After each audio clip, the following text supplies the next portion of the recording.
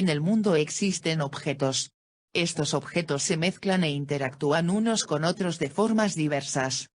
Con el propósito de dar coherencia a su mundo, el Homo sapiens ha separado y agrupado estos objetos de diversas maneras, estableciendo clasificaciones basadas en propiedades que poseen los objetos agrupados, tal como sucede en la taxonomía, donde se clasifica a los animales principalmente basándose en su parentesco e historia evolutiva, entre otras cosas. Algunas de estas clasificaciones son objetivas, por ejemplo las que ubican a un objeto en el espacio, el tiempo o según su masa. Es decir, la clasificación se realiza de acuerdo con características que dependen más de la situación del objeto mismo que del observador. Un ejemplo claro de esto es la tabla periódica, en la que se clasifica a los elementos según características como el número atómico, la masa atómica o la configuración electrónica.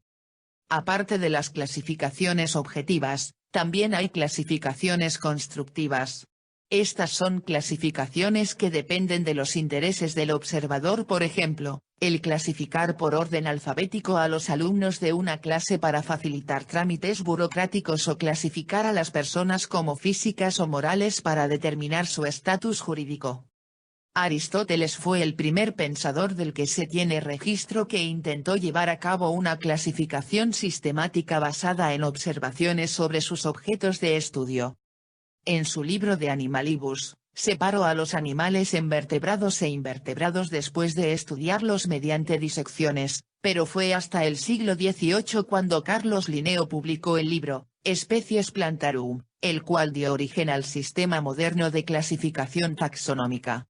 Desde luego este sistema ha sido mejorado en la actualidad, pero básicamente sigue el modelo general establecido por Linneo. La clasificación busca agrupar objetos según características comunes entre ellos para realizar una descripción de estos. Sin embargo, una misma cosa puede entrar en varias clasificaciones dependiendo de los intereses que tenga el observador al realizar la clasificación. Así, por ejemplo, el encargado de la Biblioteca de Alejandría, al ver que aquellos libros de Aristóteles que no hablaban del mundo físico se podían clasificar de muchas formas diferentes por lo variado de sus temas, decidió agruparlos únicamente bajo la categoría general de metafísicos, lo que literalmente significaba más allá de la física.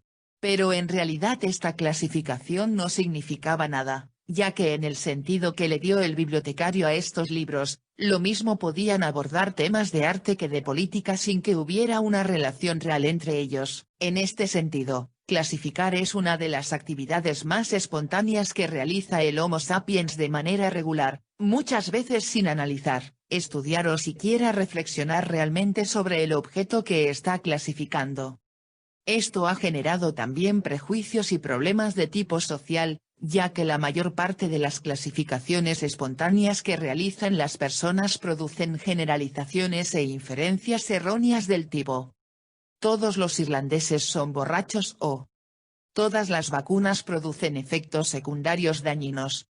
La clasificación es muy importante en el proceso de investigación, pues quien investiga debe mantener un orden de la información que resulte adecuado con el objetivo o la hipótesis. Este orden generalmente se muestra en el índice, en donde se clasifica a la información por capítulos o secciones en función directa del tema que se desea abordar en cada uno de ellos. También resulta de suma importancia al obtener datos numéricos, ya que a un mismo grupo de objetos, personas o situaciones se le puede segmentar y clasificar de varias formas, por lo que los datos de un tipo de clasificación pueden no ser coherentes con los de una clasificación distinta del mismo grupo. En la actualidad los algoritmos son muy importantes para el tema de la clasificación. Uno de los más relevantes es el algoritmo PageRank de Google, el cual clasifica el orden en el que aparecen los resultados al realizar una búsqueda en función del número de enlaces que apuntan hacia ese resultado. Esto significa que si muchas personas citan una página o documento en particular, Google lo pondrá en los primeros lugares. El algoritmo trata así a los enlaces a la página o documento como votos a favor por parte de los usuarios. Para concluir, enfatizaremos que la clasificación es un tema de suma importancia en el proceso de investigación y en la adquisición de conocimiento científico, Por lo que es necesario y muy importante que al realizar una investigación formal, nos cuidemos de dejarnos llevar por la espontaneidad y las ocurrencias, tratando de dejar muy claro el por qué se elige una característica determinada para clasificar a un objeto en lugar de otra y atenernos a esa clasificación durante todo el proceso de investigación.